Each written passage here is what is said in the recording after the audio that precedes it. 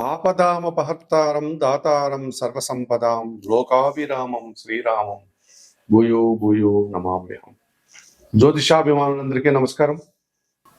2025 June మాసంలో ద్వాదశ రాశుల వారికి మాస ఫలితాలు. ఈ 2025 జూన్ మాసానికి వచ్చేటప్పటికి గత నెలలోనే మే నెలలోనే వృషభ రాశిలో ఉన్నటువంటి బృహస్పతి గురువు మే 14వ తారీఖున మిథున రాశిలోనికి ప్రవేశించడం జరిగింది. ఈ రకంగా గురువు మిథున రాశిలోనికి రావడం వల్ల కొన్ని రాశుల వారికి గురుబలం పెరిగింది, కొన్ని రాశుల వారికి గురుబలం తగ్గింది.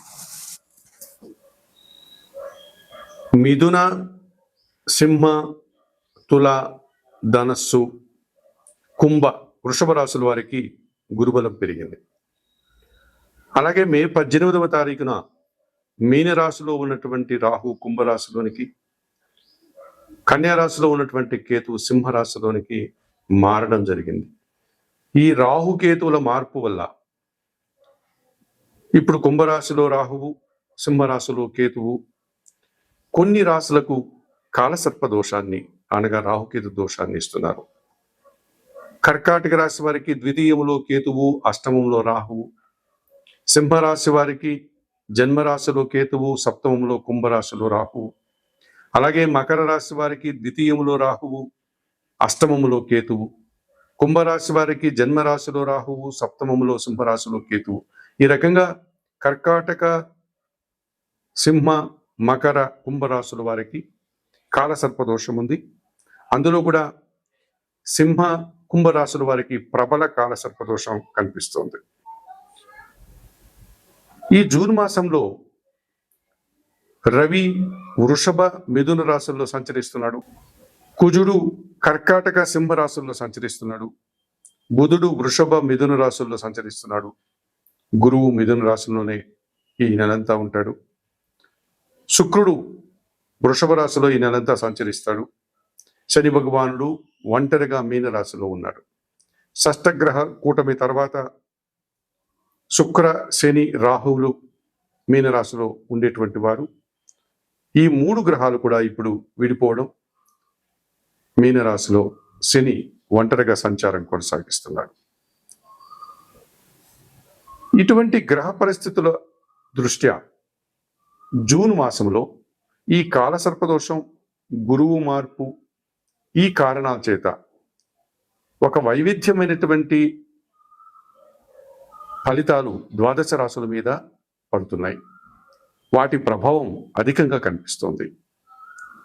ఇప్పుడు 12 రాశుల్లో 2025 జూన్ నెలలో వృశ్చిక రాశి వారి యొక్క మాస ఫలితాలు. ఈ వృశ్చిక రాశి వారికి జన్మరాశ్యాధిపతి, షష్టాధిపతి అయినటువంటి కుజుడు ఈ నెలంతా దశమ భావంలో సింహరాశిలో సంచరిస్తున్నాడు.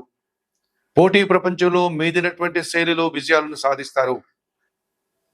నూతన ఉద్యోగాలు పొందడానికి అవకాశం ఉంది. ఇంటర్వ్యూల్లో కానీ, పరీక్షల్లో కానీ మీరు సక్సెస్ అనగా విజయాన్ని అందుకోగలుగుతారు. భూవాహన లాభాలు అందుకుంటారు. భూముల అమ్మకం వల్ల కానీ, భూములు కొనడం వల్ల కానీ లాభాన్ని పొందుతారు. అలాగే వాహన అమ్మడం వల్ల కానీ, కొనడం వల్ల కానీ లాభాలు అందుకుంటారు. రియల్ ఎస్టేట్ రంగంలో మంచి లాభాలు ఉంటాయి. వృత్తి ఉద్యోగ వ్యాపారాల్లో మీదైనటువంటి శైలిలో అభివృద్ధిని సాధిస్తారు. అష్టమ లాభాధిపతినటువంటి బుధుడు ఈ నెలంతా అష్టమ భావంలో మిథున రాశిలో సంచరిస్తున్నాడు. ఆకస్మికమైనటువంటి ఆదాయం కానీ, ఆకస్మికమైనటువంటి అభినందనలు కానీ, ఆకస్మికమైనటువంటి శుభవార్తలు కానీ అందుకోగలుగుతారు. వ్యాపార అభివృద్ధి బాగుంటుంది.